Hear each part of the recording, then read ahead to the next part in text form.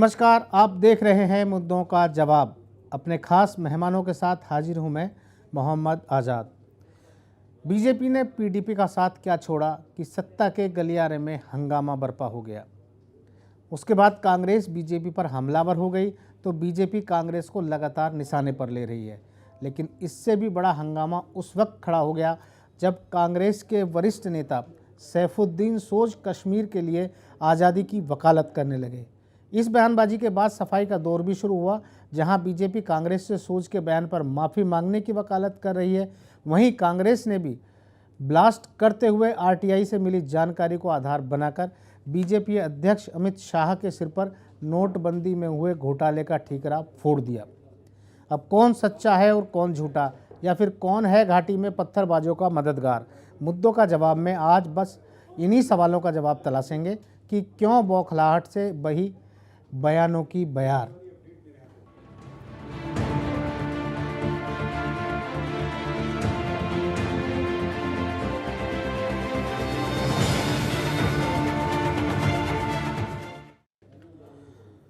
आज जिन सवालों पर हम अपने मेहमानों के साथ चर्चा करेंगे वे हैं, क्या देश विरोधी है कांग्रेस की सोच?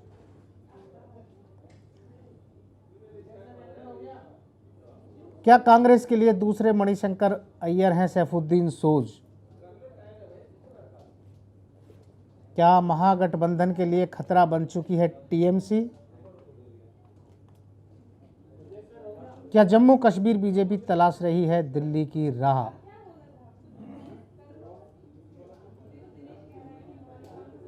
बीजेपी पर नोटबंदी के दौरान घोटाले का आरोप कितना जायज है? इन सब सवालों पर चर्चा करेंगे, लेकिन उससे पहले एक रिपोर्ट आपको दिखाते हैं। मुशर्रफ ने कहा कि आज़ादी कश्मीरियों का पहला ऑप्शन है। मैं भी कहता, मैंने एक किताब में लिखा, तब भी सही था, अब भी सही है। सुना आपने? एक बार फिर सुनिए। मुशर्रफ ने कहा कि आज़ादी कश्मीरियों का पहला ऑप्शन है। मैं भी कहता, मैंने एक किताब में लिखा, तब भी सही था, अब भी सही है। ये ऐसी बयानबाजी है जो हिंदुस्तान के अमन और चैन को नफरत की आग में झोंकने का काम करती है। किसी को कश्मीर की आजादी चाहिए तो कोई हिंदू आतंकवाद को तूल देने में लगा है। बीजेपी ने पीडीपी से नाता क्या तोड़ा कि विपक्षियों में बयानों की बयार बह गई। बयानों की ये आवाज कहीं और से नहीं बल्कि कांग्रेस के खेमे से उठनी शुरू हुई। पहले रूठों को मनाने चले कांग्रेस के वरिष्ठ नेता दिग्विजय सिंह ने संघ को टेररिज्म टर्म का तमगा दे डाला। अडवाणी जी कहा करते थे सभी मुसलमान आतंकवादी नहीं होते, लेकिन सभी आतंकवादी पकड़े जाते हैं वो मुस्लिम क्यों है, मुसलमान क्यों है? तो मैंने उसका काउंटर किया। ये भी बात सही कि सभी हिंदू आतंकवादी नहीं हो सकते, लेकिन जो पकड़े जाते हैं वो संघ से संबंधित क्यों होते हैं? धर्मांधता फैलाने वाली विचारधारा से हिंदुत्व के साथ क्यों संबंधित होते हैं? क्यों है ऐसे? और कोई क्यों नहीं पकड़े जाते? बयानों की ये बयार यही नहीं थमी। आंखों में प्रधानमंत्री का सपना पाले टीएमसी भी इस फहरिस्त में पीछे नहीं रही। टीएमसी सुप्रीमो ममता बनर्जी ने भी बीजेपी को निशाने पर लिया और इनाम में हिंदू आतंकवाद दिया। सुनिए। আমাদের পার্টি টাকা দিয়ে হয় না, ওটা বিজেপির হয়। জনগণের টাকা লুটে ব্যাংকে ধস নামিয়ে ইলেকশনের সময় মদ মাংস খাওয়াবার জন্য টাকা নিয়ে রাস্তায় নামে। টাকার বস্তা নিয়ে আমরা নই, আমরা ওই নোংরা টাকাকে কাউন্টার করি। ওই টাকা 3 দিন থাকবে, 365 দিন কিসে চলবে? 365 দিনের মধ্যে 3টা মাইনাস করুন, কোত্থেকে হবে? এত সস্তা রাজনীতি নয়। এই জন্যই সারা ভারতবর্ষে এত টাকা খরচ করা সত্ত্বেও বিজেপির দশ নামছে। इतना ही नहीं, कांग्रेस के खेमे से आवाज और भी उठी, लेकिन लबों पर नाम कश्मीर ही रहा। ये आवाज किसी और ने नहीं बल्कि कश्मीर के कभी सीएम रह चुके गुलाम नबी आजाद की थी। उन्होंने ऑपरेशन ऑल आउट को ही जनसंहार की योजना बता डाला। क्या कहा उन्होंने, आपको ग्राफिक्स के जरिए बताते हैं। कार्रवाई को ऑपरेशन ऑल आउट कहना ये स्पष्ट बताता है कि वो बड़े जनसंहार की योजना बना रहे हैं।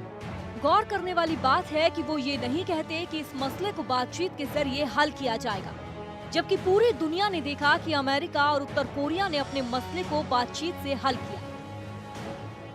अब जरा ये भी देख लीजिए, ये है कांग्रेस के वरिष्ठ नेता सैफुद्दीन सोज। इन्हें कश्मीर की आजादी चाहिए। ये वही सैफुद्दीन सोज हैं जिन्होंने पाकिस्तान के पूर्व राष्ट्रपति परवेज मुशर्रफ के उस बयान का समर्थन किया जिसमें उन्होंने कहा था कि कश्मीरी आजादी चाहते हैं। मैंने कहा मुशर्रफ ने अपने जनरल्स को समझाया, पॉलिटिकल क्लास को समझाया, आज़ादी मुमकिन नहीं है, इसलिए ऐसा फार्मूला होना चाहिए जिसमें बॉर्डर तब्दील ना हो जाएं और हिंदुस्तान और पाकिस्तान दोस्ती की तरफ आए। उनका फार्मूला तो एक्सेप्टेबल था। एक दशक पहले जब परवेज मुशर्रफ पाकिस्तान के राष्ट्रपति थे, तब उन्होंने कश्मीरियों के लिए जनमत संग्रह कराने की बात कही थी।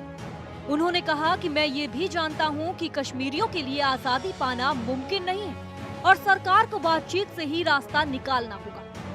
सोच जम्मू कश्मीर में कांग्रेस के एक बड़े नेता माने जाते हैं और केंद्र में यूपीए सरकार के दौरान मंत्री भी रह चुके हैं। ब्यूरो रिपोर्ट के साथ प्रमोद शर्मा, सूर्या समाचार। तो अचानक जिस तरीके के बयानबाजी हो रही है कांग्रेस की तरफ से, खास तौर से ज़्यादा बयान जो आ रहे हैं, क्या उन्हें देश विरोधी माना जाए? क्या सोच बदल रही है कांग्रेस की? इस पर हम चर्चा करेंगे। हमारे साथ राजनीतिक विश्लेषक और वरिष्ठ पत्रकार विनोद अग्निहोत्री जी हैं। बीजेपी से हमारे साथ अशोक ठाकुर हैं और कांग्रेस से राजेश यादव, समाजवादी के हमारे साथ राघवेंद्र दुबे हैं, आम आदमी पार्टी से नसीरुद्दीन सैफी। आप सभी मेहमानों का बहुत बहुत स्वागत है। अग्निहोत्री जी, पहले आपके पास आऊँगा। जिस तरीके से एकदम बयानबाजी शुरू हुई है कश्मीर के बाद में, क्या कांग्रेस की कहीं सोच बदल रही है? नहीं, देखिए, चुनाव वर्ष है, एक बार ध्यान रखिए जी। और चुनाव वर्ष में बयानबाजियों का दौर अभी और बढ़ेगा। कांग्रेस की तरफ से भी आएगी, बीजेपी की तरफ से भी आएगा और पार्टियां भी इसमें आएंगी, कूदेंगी, तो बयानबाजी तो चलेगी। रही बात सोच बदलने की, तो दरअसल लगता है हम लोगों को थोड़ा गहराई से सोचना चाहिए। सैफुद्दीन सोच कोई मतलब जो है ऐसा नहीं है कि कोई आज राजनीति में पैदा हुए। नेशनल कॉन्फ्रेंस के बड़े नेता थे वो और कांग्रेस के बड़े नेता रहे हैं।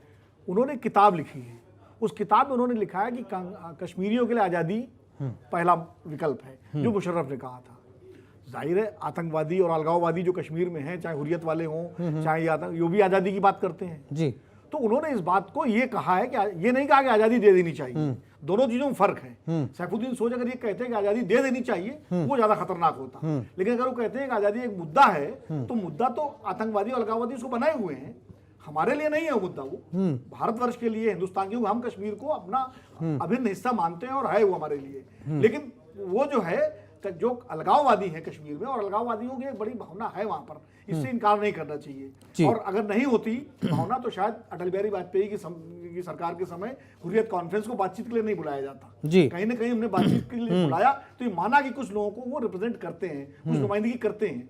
लेकिन ये जरूर है कि कश्मीर की आज़ादी मुमकिन नहीं है। ये जनरल मुशर्रफ ने भी अपने लोगों से कहा और ये भारत सरकार भी जानती है कि आज़ादी किस बात की, काहे की आज़ादी। भारतीय संविधान के अंतर्गत उनको हर चीज़ की वो आज़ादी है जो इस देश के सारे नागरिकों को है, तो इसलिए वो कहने की बात नहीं। तो उन्होंने अपनी किताब में ये चीज़ लिखी है, हम उसको मुझे लगता है बेवजह तूल दे रहे हैं इस चीज़ को। ये उसी तरह से है व्यक्तिगत रूप से, जैसे अडवाणी जी ने कभी जिन्ना की तारीफ कर दी थी, तो अडवाणी जी ने अगर जिन्ना की तारीफ कर दी तो कोई बीजेपी पूरी थोड़ी तारीफ कर रही थी। अडवाणी जी ने किताब लिखी, उसकी कीमत भी उनको चुकानी पड़ी। सोच साहब को भी कीमत चुकानी पड़ेगी राजनीतिक, जिस तरह कांग्रेस ने किनारा किया है। उनके बयान से पीएल पूनिया का बयान भी आ गया, रणदीप सिंह सुरजेवाला का भी आ गया।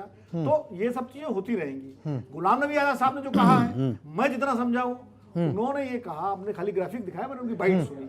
उन्होंने कहा कि कश्मीर में आप जो अभियान चला रहे हैं, मैं कोई उनका प्रवक्ता नहीं हूँ, उसमें कोशिश ये होनी चाहिए कि नागरिक कम मरे, लेकिन अभी नागरिक ज्यादा मर रहे हैं। वो उनका अपना नजरिया है, मैं उसके उनके नजरिए की वकालत नहीं कर रहा। हाँ, उनका कहना था उग्रवादियों के मुकाबले आम नागरिक ज्यादा मर रहे हैं, जिस तरह से ऑपरेशन चल रहा है, ये उनका कहना है। अब इसका विश्लेषण बीजेपी कांग्रेस अपने तरीके से करेंगे। अशोक ठाकुर, अगर वाकई में सैफुद्दीन सोज की जो सोच है उसमें फर्क नहीं है और एक बात उन्होंने कह दी, तो हंगामा क्यों? देखिए साहब, इसमें आपको गहराई से सोचना पड़ेगा इस विषय पर। सैफुद्दीन सोज हों या गुलाम नबी आज़ाद हों, कश्मीर के मामले में जो कुछ भी तय होता है, इन दोनों की राय सबसे महत्वपूर्ण होती है, क्योंकि ये दोनों वरिष्ठ नेता हैं। और इन दोनों के जो बयान आए हैं पिछले कुछ दिनों में, उससे आपको ये अंदाज़ा हो जाएगा कि कहीं ना कहीं जो उग्रवादी अंदर हैं, जो आतंकवादी हैं और जो सेपरेटिस्ट हैं, ये कहीं ना कहीं उनको बल देने के लिए इनकी स्टेटमेंट्स आई हैं, ये उसको ताकत देने के लिए। कांग्रेस ने अपने 10 वर्ष के शासनकाल में कश्मीर के अंदर आतंकवादियों को के प्रति सॉफ्ट कॉर्नर रखा, उनको वहाँ मौज करने दी, ऐश करने दी। वहाँ की बेचारी बेटियों के साथ वो किस तरह से जायती करते थे, किस तरह से शोषण करते थे, वहाँ उसका समाज का पूरा शोषण किया उन्होंने। इन्होंने उनको खुली छूट दी। जो सेपरेटिस्ट थे उनको दिल्ली बुलाते थे, 5 स्टार होटलों में सुरक्षा देते थे, पाकिस्तान की सैर कराते थे, विदेश की सैर कराते थे। ये आप समझेंगे इस बात को, तो कांग्रेस के देश के अंदर कुछ स्लीपर सेल हैं। अब कांग्रेस पार्टी जैसी स्थिति नहीं रहेगी कांग्रेस की, दे हैव स्लीपर सेल्स। अभी जो कोरेगाम की जो हिंसा है उसमें जो नक्सली पकड़े गए हैं उनका भी कांग्रेस से संबंध नजर आया है।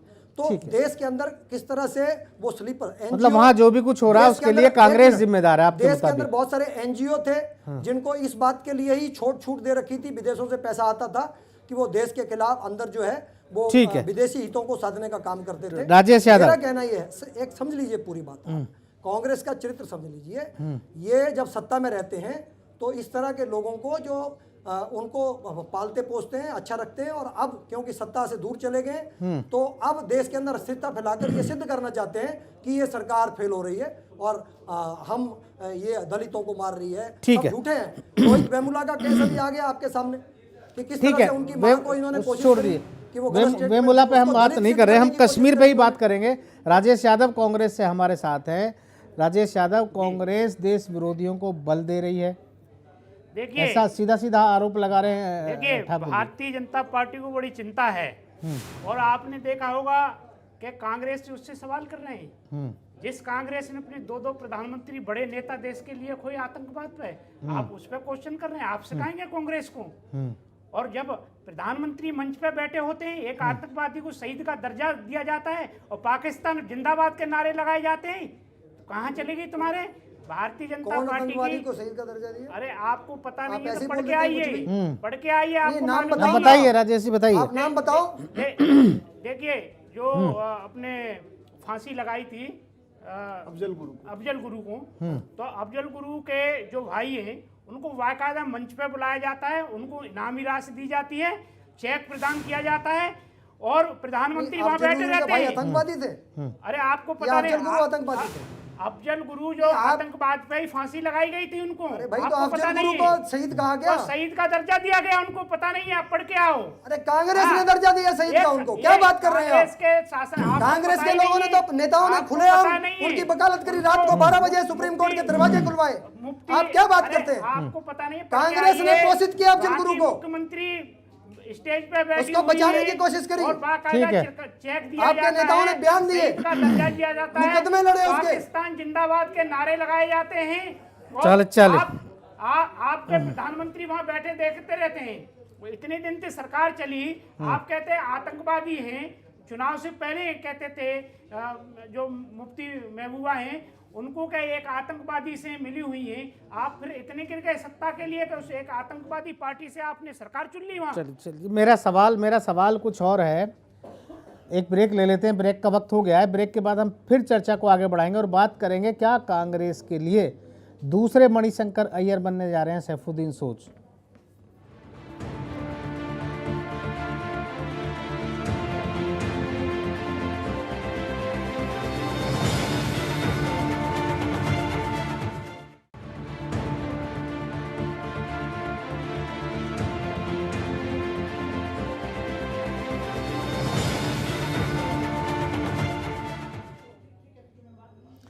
ब्रेक के बाद आपका स्वागत है। हम बात कर रहे थे क्या कांग्रेस के लिए दूसरे मणिशंकर अय्यर हैं सैफुद्दीन सोज।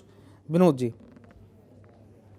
नहीं देखिए, मणिशंकर अय्यर साबित होंगे सैफुद्दीन सोज या ये तो बात की बात है, लेकिन एक बात जरूर है, सैफुद्दीन सोज बुजुर्ग हो गए हैं जी, और हमें लगता है राजनीति से रिटायरमेंट की ओर है। जिस तरह से कांग्रेस में अब एक पीढ़ी का बदलाव हो रहा है, लगातार रोज परिवर्तन हो रहे हैं, रोज पदाधिकारी बदले जा रहे हैं, तो कहीं ना कहीं उस जनरेशन के लोग जो जिस पीढ़ी के सोच साहब आते हैं तो वो सब धीरे धीरे रिटायरमेंट की ओर है। संदीप और दीक्षित तो यंग है। नेता जब किताब लिखना शुरू कर दे, संदीप दीक्षित तो यंग है। नहीं सर, एक मिनट में, एक मिनट कर लेने दीजिए बात। हाँ, नेता जब किताब लिखना शुरू कर दे तो आप समझ लीजिए कि रिटायरमेंट की ओर है। और नेता तब तक किताब नहीं लिखता जब तक वो रिटायरमेंट की ओर नहीं होता है, ये मान लीजिए। तो सोच साहब भी उसी दिशा में, उनके बेटे सलमान सोच खुद अब कांग्रेस पार्टी में एक्टिव है, तो सलमान सोच को भूमिका मिलेगी।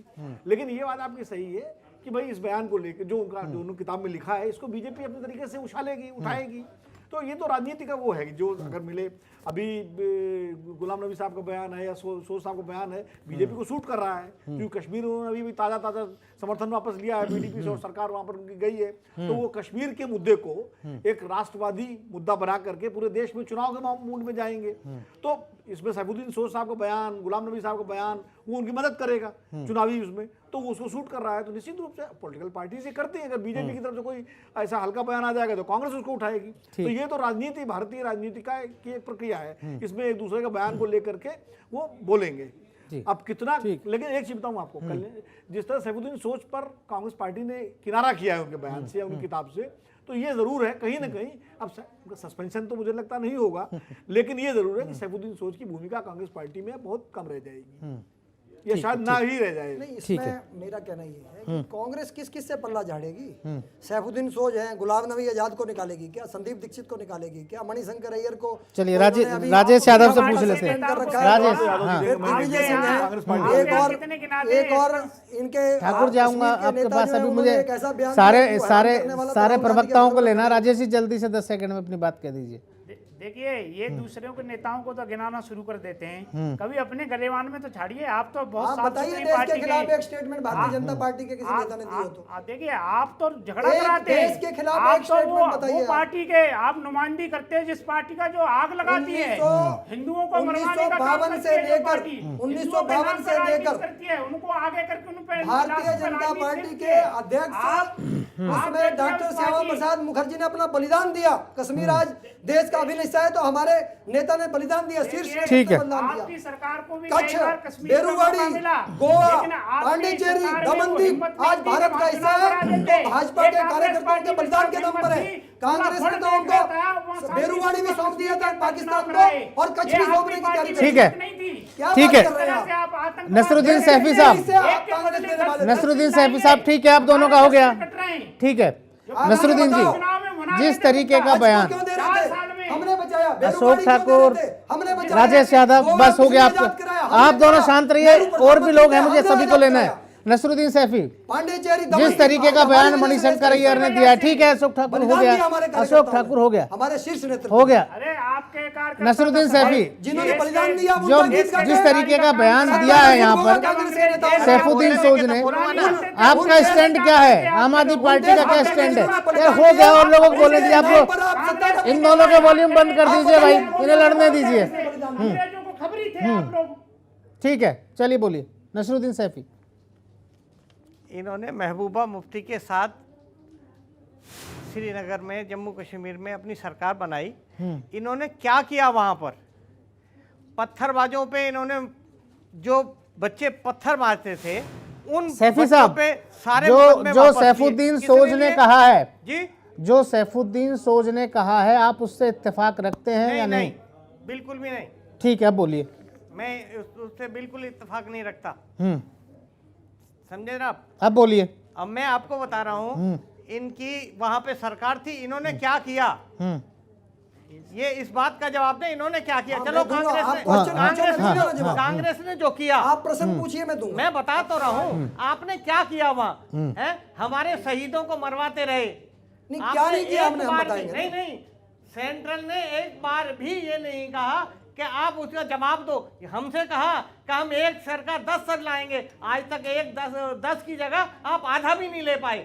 अरे हम तो पाकिस्तान में सर्जिकल स्ट्राइक की तो सही उन्होंने, पाकिस्तान में घुस के मारा है, घुस के मारा है, घुस के कहाँ मारा है आपने? यही तो सवाल है कि आपको सेना पर विश्वास नहीं, आप किसी पर विश्वास नहीं करते। ठाकुर जी, अशोक ठाकुर, अब बोलने दीजिए लोगों को बोलने दीजिए। अशोक ठाकुर, आप बीच में इंटरप्ट ना करें। वही ठीक है। बता रहा हूँ। केजरीवाल को वरना- सबूत चाहिए, वरना सेना से आपने सबूत आज- चाहिए। अरे मेरी बात अशोक सुनो। ठाकुर बीच में ना बोले आप। अशोक ठाकुर बात सुन लो, कम से आपने कम। सेना के बोलने हाथ दीजिए बांध उसको, रखे हैं। हाँ। सवाल वरना कीजिए, मैं अगर दूंगा सेना को आप जवाब। छूट देते 80,000 आप- करोड़ रुपया दिया अशोक ठाकुर और लोग भी बैठे हैं, बोलने दीजिए उन्हें। आप चुप रहिए, इनका वॉल्यूम बंद कर दीजिए। मैं आपको बता रहा हूँ हाँ। आज तक इतिहास में नहीं हुई। आप मुझे मजबूर कर रहे हैं कि वॉल्यूम बंद करो, बीच में ना बोलें। सबको वक्त दे रहा हूं मैं बराबर। आपने सेना का बजट कम कर दिया। जब सेना सेना काम वाली करने रक्षा कर- ठीक है, आपने बजट कम कर दिया। और राघवेंद्र दुबे। ठीक है सैफी साहब, फिर आऊंगा आपके पास। राघवेंद्र दुबे, मणिशंकर अय्यर ने जो बयान दिया, वो मैं अगर सैफुद्दीन सोज ने जो बयान दिया, क्या आपकी पार्टी समाजवादी पार्टी उससे इत्तेफाक रखती है?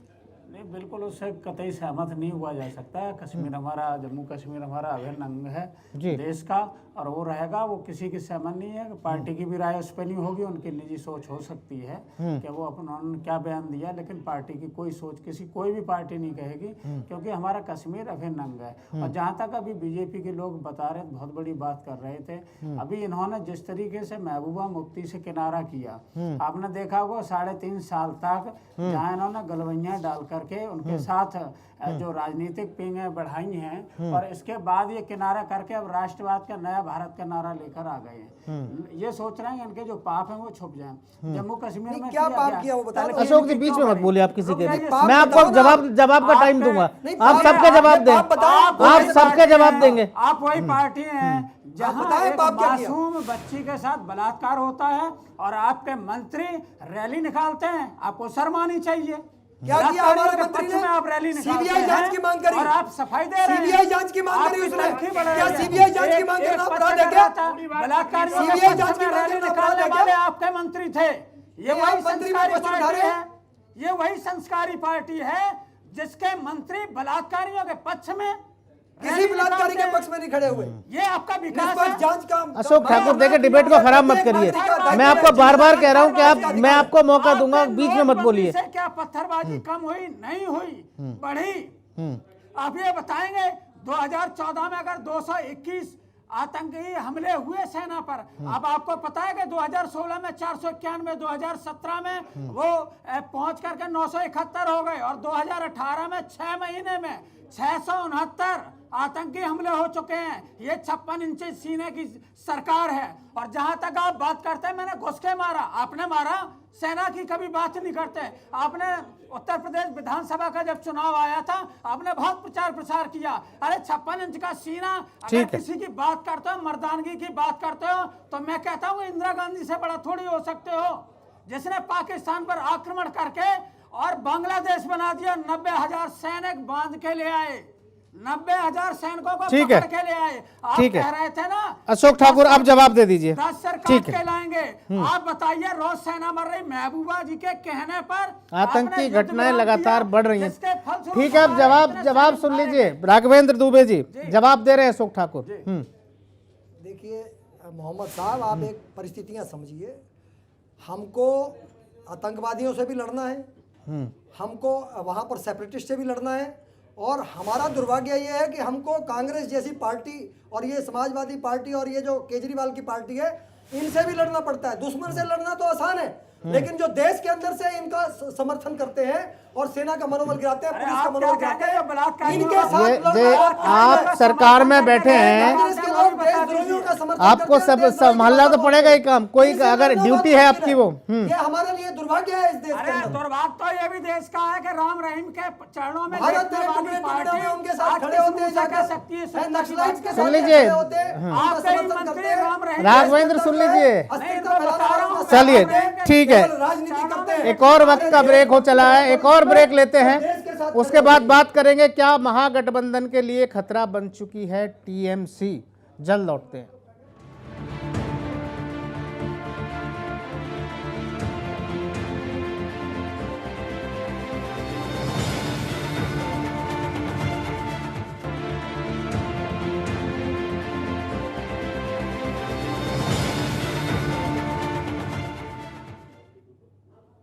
ब्रेक के बाद फिर से आप सभी का स्वागत है।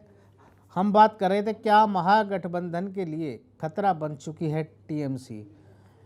अग्निहोत्री जी, जिस तरीके का बयान अभी आया है बीजेपी को लेकर के ममता बनर्जी का, क्या कहीं ऐसा लग रहा है कि कहीं इनमें आपस में गड़बड़ हो सकती है इस बयान को लेकर के? देखिए, ममता बनर्जी का जो बयान आपने दिखाया उसमें तो महागठबंधन के लिए कोई गड़बड़ नहीं, क्योंकि बीजेपी पे हमलावर वो भी है, कांग्रेस भी हमलावर है, दूसरी पार्टियां में हमलावर है। लेकिन जो ममता बनर्जी का दूसरा बयान है जो आपने शायद नहीं दिखाया, वो ये है कि बीजेपी और कांग्रेस और सीपीएम जो है, कांग्रेस और सीपीएम एक है और वो हमारे खिलाफ, उन्होंने उसमें कटघरे में खड़ा किया कांग्रेस को कि सीपीएम के साथ कांग्रेस मिली हुई है, क्योंकि सीपीएम भी वहां उनकी मुख्य प्रतिद्वंदियों में से एक है। हालांकि आज की तारीख में तो बंगाल में अब बीजेपी उनकी मुख्य प्रतिद्वंदी बन चुकी है, जिस तरह से पंचायत, लेकिन सीपीएम बहुत पुरानी उनकी जो है। लेकिन अब जहां तक महागठबंधन की बात है, देखिए अभी क्या है, अभी बहुत जल्दी है, चुनाव होने हैं जो अभी तक संभावित हैं, वो अप्रैल 2019 में है। अभी ये सारे दलों में पोस्टरिंग चलेगी। मायावती जी कहेंगे कि हम गठबंधन नहीं करेंगे, अखिलेश जी कहेंगे हम कुर्बानी देंगे बसपा के लिए, कांग्रेस के लिए नहीं देंगे, ममता बनर्जी कुछ बोलेंगी। अभी तो ये पोजीशनिंग है, और पोजीशनिंग ये है कि महागठबंधन में कौन ज्यादा से ज्यादा महत्वपूर्ण हिस्सेदारी ले। कांग्रेस भी, अगर मध्य प्रदेश, राजस्थान और छत्तीसगढ़ के चुनाव के बाद कांग्रेस का प्रदर्शन कुछ अच्छा रहा तो कांग्रेस भी इस तरह का बयान देगी, तो ये तो चलेगा। लेकिन चूंकि ममता बनर्जी भी दिल्ली की गद्दी पे देख रही है, मायावती जी भी दिल्ली की कुर्सी देख रही है, सबको लग रहा है कि अगर बीजेपी कहीं चूक गई और उसकी सीटें 200 से कम हो गई, उनका अनुमान है, कितनी आती है मैं नहीं कह रहा, तो फिर, और कांग्रेस की मान लीजिए ज्यादा 100 सीटें आती हैं, तो फिर जो तीसरे मोर्चे की सरकार होगी, तीसरे मोर्चे का समर्थन, कांग्रेस समर्थन बनेगी, उसका प्रधानमंत्री कौन होगा?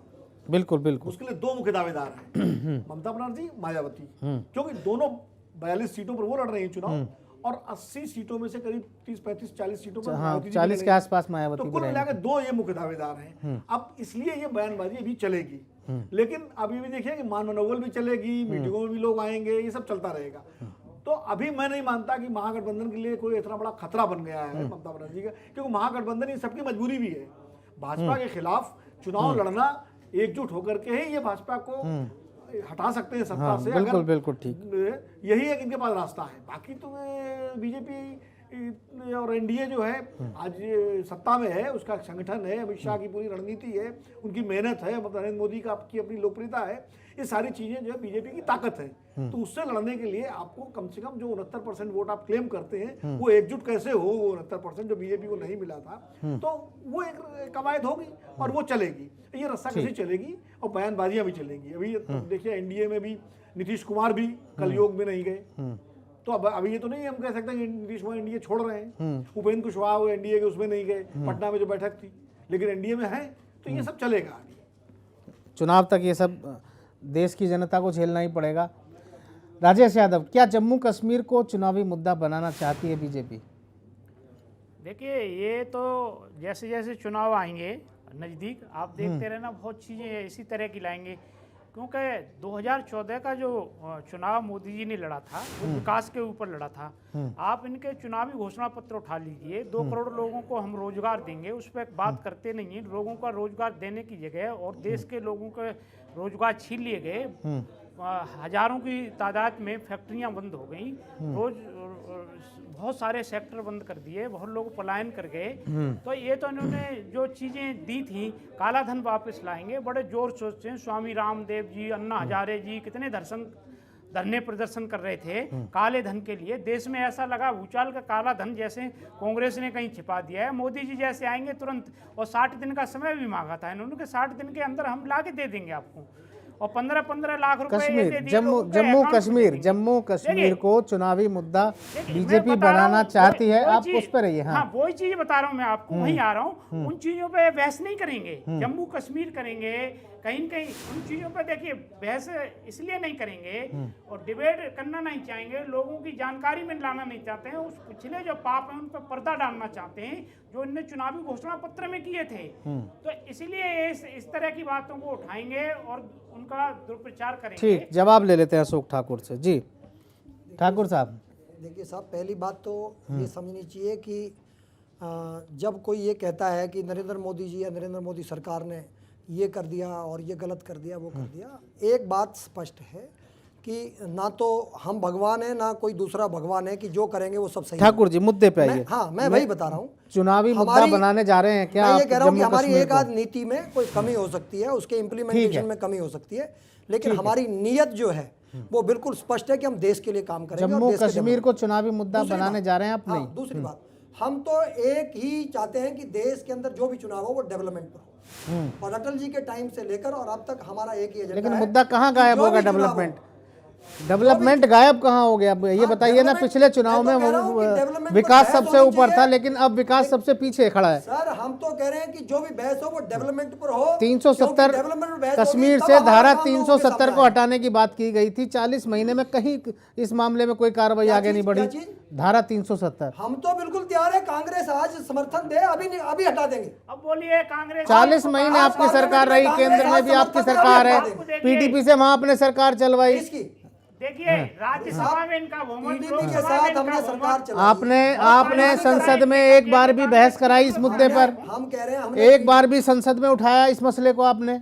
आप हमें बहुमत दीजिए, अगले घंटे में अगर खत्म नहीं हो आप बहुमत में नहीं है। हम तो कह रहे हैं कांग्रेस हमको समर्थन लोग- दे दे, अभी हट जाएगी। देखिए इन्होंने 370 अभी हट जाएगी, इसी पार्लियामेंट सेशन में हट जाएगी। मोहम्मद आजाद जी अभी कांग्रेस के नेता कह देना कि हम समर्थन देने को तैयार हैं। लेकिन आप ये नहीं चलिए चाहते- ठीक है, आप चुनावी ये मुद्दा नहीं बनाने जा रहे हैं चाहते कि कश्मीर को नहीं। जो है वो देश कश्मीर के लोगों को न्याय मिले और कश्मीर के लोग जी। मुख्य धारा में रहकर जो है उसका फायदा उठाएं। आरोप लगाया मैं ये जो इससे पैसा- कहना चाहूंगा ये जो कश्मीर का मुद्दा क्यों, मैं इसको बता देता हूँ। इनका एक 10 सेकंड में आप जवाब दे हाँ, मैं दीजिए। एक बताता हूँ, कश्मीर के मुद्दे को कांग्रेस क्यों जिंदा रखना चाहती है। आप बताइए, आप क्यों जिंदा रखना चाहते नहीं, हैं? हम नहीं जिंदा आप रखना आप चाहते। ये बताइए हम तो कि इसको आप तुरंत चुनावी समाप्त मुद्दा करना बनाने जा रहे हैं या नहीं? उनसे भी मैं ये पूछता हूँ हमने हिसाब तो से भी। जीएसटी लागू किया और पहली बार कश्मीर भी जम्मू उसके दायरे में आ गया, जम्मू के दायरे कश्मीर आया। में हमने उसको आप देश की मुख्य धारा में जोड़ा। सियासत करने और जा ये रहे हैं, हमारी ये सफलता चुनावी है। मुद्दा बनाने जा रहे हैं? नहीं, हम आपको कह रहे हैं, हमको कश्मीर हमारे लिए मुद्दा नहीं है, हमारे लिए डेवलपमेंट मुद्दा है, विकास मुद्दा है, और विकास मुद्दा होगा तभी हमारे काम लोगों तक जाएंगे। ठीक है, राघवेंद्र दुबे। देश के लिए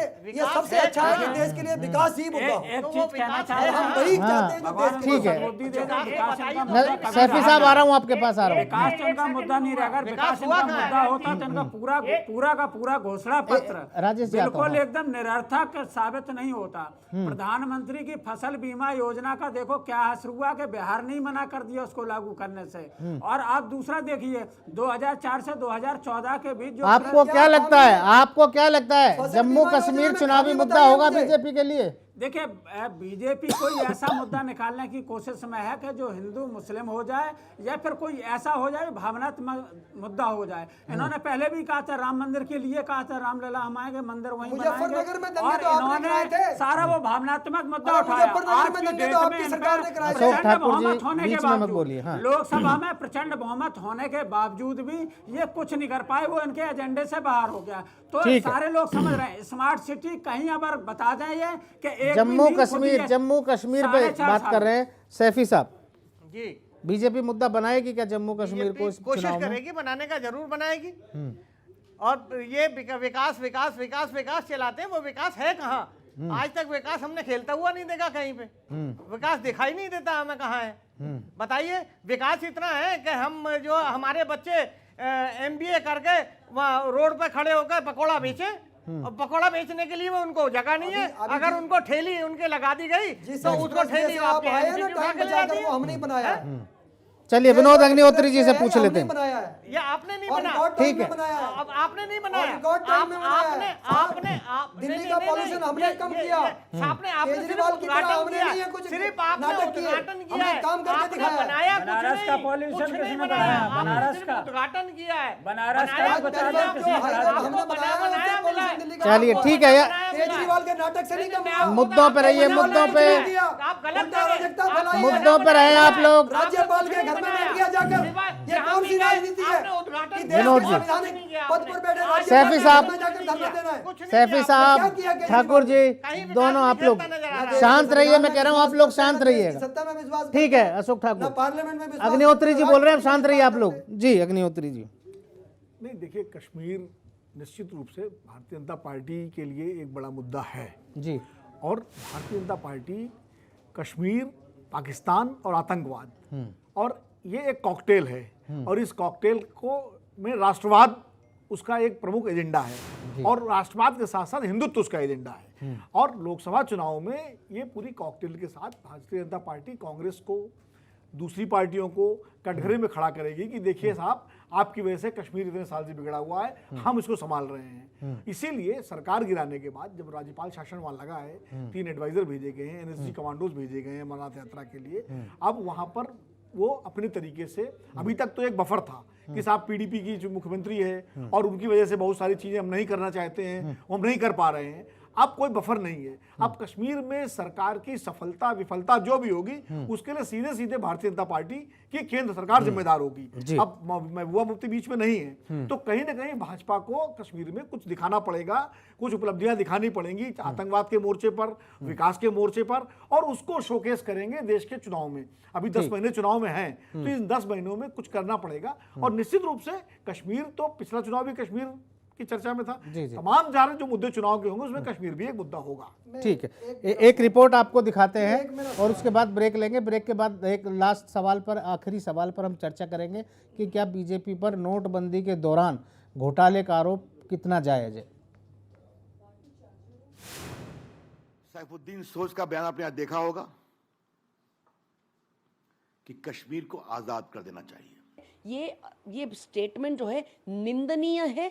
it is absolutely uncalled for. ये बार बार भारतवर्ष को नीचे दिखाने का जो कोशिश कांग्रेस पार्टी कर रही है, भारत के आर्मी के खिलाफ जो कांग्रेस पार्टी बोल रही है, कांग्रेस को इसके लिए माफी मांगनी चाहिए। हिंदुस्तान की सियासत में बयानों का शोर शुरू हो गया है, लेकिन पक्ष विपक्ष में अब एक दूसरे पर निशानेबाजी भी शुरू हो चली है। कांग्रेस अपनी सफाई देने में लगी है तो बीजेपी बयानों की सुर्खियां बटोर रही है। सैफुद्दीन सोज का बयान आपने आज देखा होगा कि कश्मीर को आजाद कर देना चाहिए। उन्होंने अपनी किताब में मुशर्रफ के प्रति नया प्रेम दिखाया है। मुझे डॉक्टर संबित पत्रा ने और बाकी प्रवक्ताओं ने बताया कि शायद कांग्रेस ने अपने को सैफुद्दीन सोज के वक्तव्य से डिसोसिएट कर लिया है, लेकिन मात्र डिसोसिएट करने से काम नहीं चलेगा। सैफुद्दीन सोज कांग्रेस पार्टी के एक वरिष्ठ नेता हैं। वो यूपीए सरकार में केंद्रीय मंत्री रह चुके हैं और ये उन्होंने कोई ऑफ द कफ रिमार्क नहीं कहा है। किताब में अपनी सोची समझी हुई सोच और विश्लेषण को प्रस्तुत किया है। कांग्रेस ने मोदी सरकार पर जमकर हमला बोला। उन्होंने कहा कि आजादी के बाद नोटबंदी सबसे बड़ा घोटाला है। इस बात को कई बार राहुल गांधी और बड़े अर्थशास्त्र के जानकार बताते रहे हैं, लेकिन अब इसके साक्ष्य सामने आ गए हैं। कांग्रेस ने आरोप लगाया कि गुजरात में 11 जिलों के कोऑपरेटिव बैंक में 5 दिन में 3,118 करोड़ रुपए के पुराने नोट जमा हुए। कांग्रेस के मुताबिक ये वही कोऑपरेटिव बैंक है जिसके निदेशक अमित शाह हैं। इतनी भारी भरकम राशि 5 दिन के अंदर पुराने नोटों में उन बैंकों में जमा हो जाए जिनके प्रमुख संचालक भारतीय जनता पार्टी के राष्ट्रीय अध्यक्ष और भारत भाजपा के प्रमुख नेतागण हैं। ये जांच कांग्रेस की मांग नहीं, ये जांच शुचिता, पारदर्शिता और जवाबदेही की कसौटी और मापदंडों पर इस देश के लोगों की मांग है। और ये जांच निष्पक्ष हो, सटीक हो और सीमित समय के अंदर हो। कांग्रेस प्रवक्ता रणदीप सुरजेवाला ने एक प्रेस कॉन्फ्रेंस में कहा कि बीजेपी और उनके अध्यक्ष कल से काफी घबराए हुए हैं। नोटबंदी इस देश का सबसे बड़ा घोटाला था। 19 महीने बाद कालाधन सफेद करने के धंधे का पर्दाफाश हो चुका है। गुजरात में बीजेपी नेताओं की ओर से चलाए जा रहे 11 जिला सहकारी बैंकों में नोटबंदी के दौरान सिर्फ 5 दिनों में 14,300 करोड़ रुपए जमा किए गए हैं। ये तो मैंने 11 बैंक बताए, बाकी 370 की भी जांच हो। वो किसके बैंक हैं, पैसा कहां से आ रहा था, कहां जा रहा था। अपने बयानों की सफाई देने में तो सभी दल लग गए, लेकिन कश्मीर में शहादत का जो मंजर है उस पर किसी की जुबान नहीं खुली। जम्मू कश्मीर में आतंकवादियों को बचाने के लिए पत्थरबाजों का गैंग तैयार किया जा रहा है। इस गैंग में पश्चिम उत्तर प्रदेश के युवाओं को भी नौकरी देने के नाम पर शामिल किया जा रहा है। बागपत और सहारनपुर से जम्मू कश्मीर गए युवकों ने ये बड़ा खुलासा किया है। जैसे पत्थरबाजी होती थी तो हम तो वहाँ तक डर गए, फिर मगर भाई हम तो जो है अपने घर जाएंगे यहाँ से। फिर वो लोग ज़बरदस्ती से वहाँ रखे लगे हमें, तो हम कह ले भाई हम अपने घर जाएंगे। तो घर जाने के उसमें क्या है भाई, जब हम चाहोगे जब जाओगे तुम, तो क्या लगा हम जाके देखो चोरी सिर लगा देंगे थारे। गृह मंत्रालय की रिपोर्ट के मुताबिक रमजान में युद्ध विराम 17 मई से 16 जून के दौरान जहां पत्थरबाजी के 107 मामले सामने आए, वहीं 15 अप्रैल से 16 मई के बीच पत्थरबाजी की 258 घटनाएं हुई। खुफिया रिपोर्ट और सुरक्षा एजेंसियों की तफ्तीश में पाया गया कि जम्मू कश्मीर में पाकिस्तान अलगाववादियों के जरिए सुरक्षा बलों के खिलाफ पथराव की फंडिंग कर रहा है। राज्य में आतंकवाद और कट्टरपंथी ताकतों के उभार के साथ ही कानून व्यवस्था की बिगड़ती स्थिति के बीच बीजेपी ने मंगलवार को पीडीपी के साथ अपना गठबंधन तोड़ दिया था। इसके बाद मुख्यमंत्री महबूबा मुफ्ती ने अपने पद से इस्तीफा दे दिया, जिसके बाद सियासत के गलियारे में घमासान मच गया। ब्यूरो रिपोर्ट के साथ प्रमोद शर्मा, सूर्या समाचार।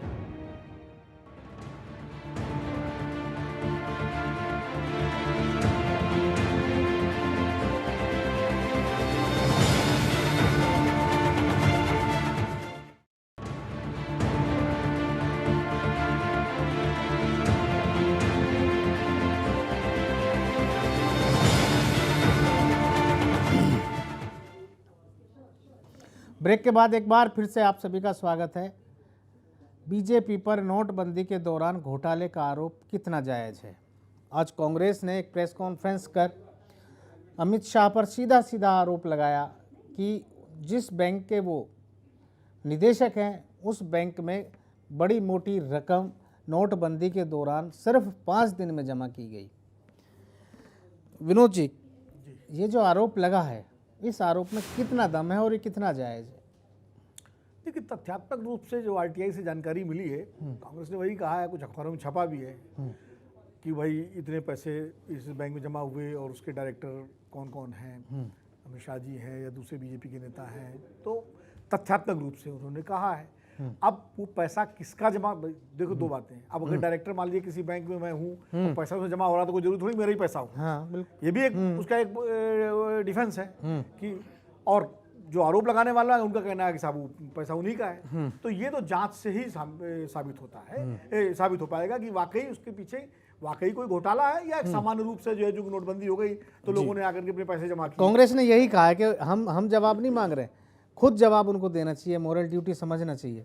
अब देखिए, ये कॉल तो भाजपा को लेनी है कि वो अपने अध्यक्ष पर के उठे इन सवालों का जवाब किस तरह से देते हैं या नहीं देते हैं। कई बार इग्नोर भी करती हैं पार्टियां, अभी तक तो कोई उस पर जवाब आया नहीं है। तो ये तो भाजपा को कॉल लेना है। ठाकुर साहब यहाँ बैठे हुए हैं, शायद ये कुछ इस बारे में बात करें। मेरे हिसाब से तो ये है कि एक आरटीआई की जानकारी निकली, उस आरटीआई को जानकारी को कांग्रेस ने अपने हथियार बनाया है। जैसे सैफुद्दीन सोजी किताब को बीजेपी हथियार बना रही है, उन्होंने आरटीआई से जो जानकारी निकली उसको हथियार बनाया है। अब क्या सच्चाई है, क्या गलत है, मेरे हिसाब से तो ये तो जांच से साबित होगा।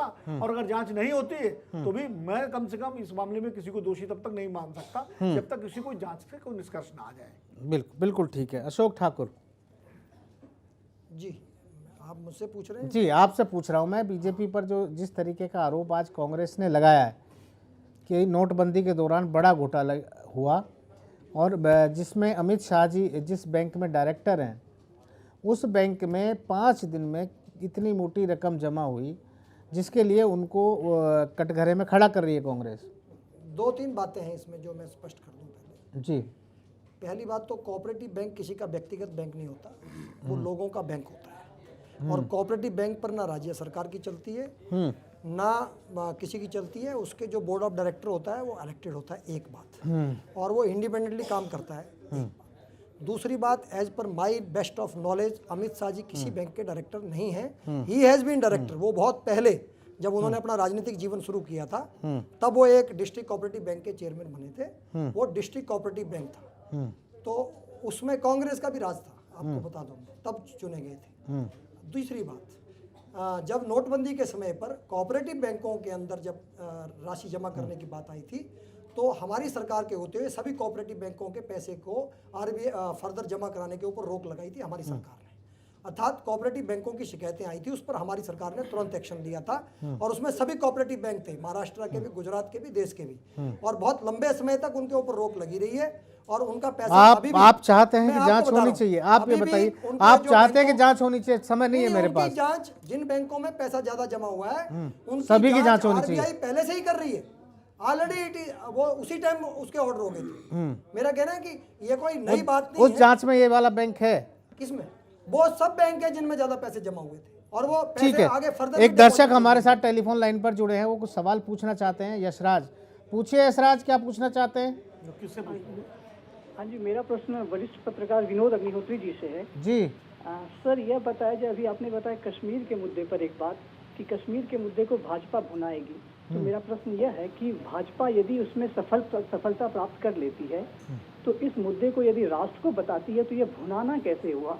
क्यों हम इसको भुनाने के तर्ज पर देखते हैं? हम यह क्यों नहीं देखते हैं कि यह एक अच्छी कामयाबी भाजपा को मिली और पूरे देश को बहुत अच्छी कामयाबी मिली?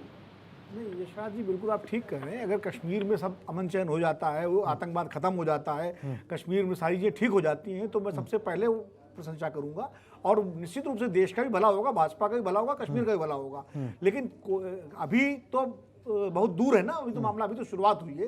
और प्रश्न मुझे लगता है आप ठीक से नहीं समझ लिया, वो कहने बुनाई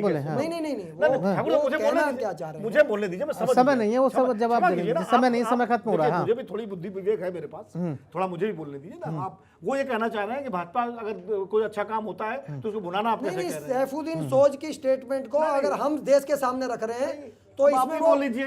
ये तो अशोक, बीच में आप मत करिए, आप बीच में इंटरप्ट मत करिए, ठीक है? सोच के दाम ही नहीं लिया उन्होंने कहा बोलिए अग्निहोत्री जी, बोलिए, समय कम है। हाँ जी, अगर भाजपा अच्छा काम करती है, कोई भी सरकार, कोई भी पार्टी अगर कोई उपलब्धि हासिल करती है और उसको जनता के बीच में ले जाती है तो इसमें गलत क्या है?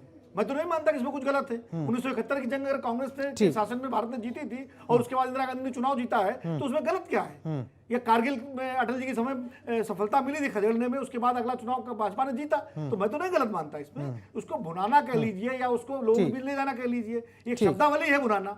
तो अगर कश्मीर में भाजपा सरकार सफल होती है, सब कुछ अमन चैन होता है, तो देश को स्वागत करना चाहिए उसमें। ठीक है। राजेश यादव, जो आज बीजेपी अध्यक्ष पर आपकी पार्टी ने आरोप लगाया, क्या वो जायज है? देखिए, ये कहते हैं अभी 20 सेकंड में जवाब देना, आपको समय खत्म हो रहा है। बिल्कुल मैं उसी में दे देता हूँ। अशोक जी कह रहे थे हमने रोक लगा दी, इनकी बात को मान लिया जाए, रोक लगा दी तो फिर इतनी भारी भरकम रकम कैसे आ गई? दूसरी बात, आप देखिए, इन्होंने जो इतनी बड़ी जमा करने वाले, अमित शाह जिस बैंक के चेयरमैन है वही जमा हो रही है, जयेश भाई विट्टल जो इनके मिनिस्टर हैं, जिस बैंक के चेयरमैन हैं, वो रकम इतनी भारी, इनके जो मिनिस्टर मंत्री बीजेपी के हैं उनके ही जहाँ चेयरमैन हैं, पूरे देश में वही इतना भारी संख्या में पैसा क्यों जमा हुआ? नंबर 1। दूसरा देखिए, जब नोटबंदी पर जब पकड़े गए लोग, छापे पड़े या जो नोट पकड़े गए, उसमें भारतीय जनता पार्टी के नेता या भारतीय जनता पार्टी से संबंध रखने वाले व्यक्ति क्यों पकड़े गए? तीसरी बात, जब नोटबंदी में प्रधानमंत्री ने कहा कि इससे आतंकवाद पर रोक लगेगा और देखिए जो काला धन है वो वापस आएगा। चलिए, हमारा समय खत्म हो रहा, जल्दी अपनी बात पूरी करिए। समय में क्या है, देश को मैं बता दूंगा, प्रधानमंत्री आज तक क्यों नहीं बता पाए? जो समय सीमा ली खत्म हो गई, इस पर क्यों चर्चा नहीं करते हैं? क्या भारतीय जनता पार्टी की इतनी जो संपत्ति थी, इसकी हमारा समय खत्म हो रहा है। आप सभी मेहमानों का बहुत बहुत शुक्रिया चर्चा में भाग लेने के लिए। लोकसभा चुनाव आ रहे हैं तो जाहिर है सियासत तो गरमाएगी ही, भले ही इससे देश को कितना ही नुकसान क्यों ना हो। आरोप प्रत्यारोप के दौर भी जनता देख रही है। आज घाटी सुलग रही है, फिर राम मंदिर मुद्दा गरमाएगा। 2019 तक देश को न जाने क्या क्या देखना पड़ेगा। दूर रहेंगे वे वादे और दावे जिनके इंतजार में देशवासी सालों से राह निहार रहे हैं। मुद्दों का जवाब में आज बस इतना ही। कल फिर होगी मुलाकात एक अहम और नए मुद्दे के साथ। नमस्कार, सब बखैर।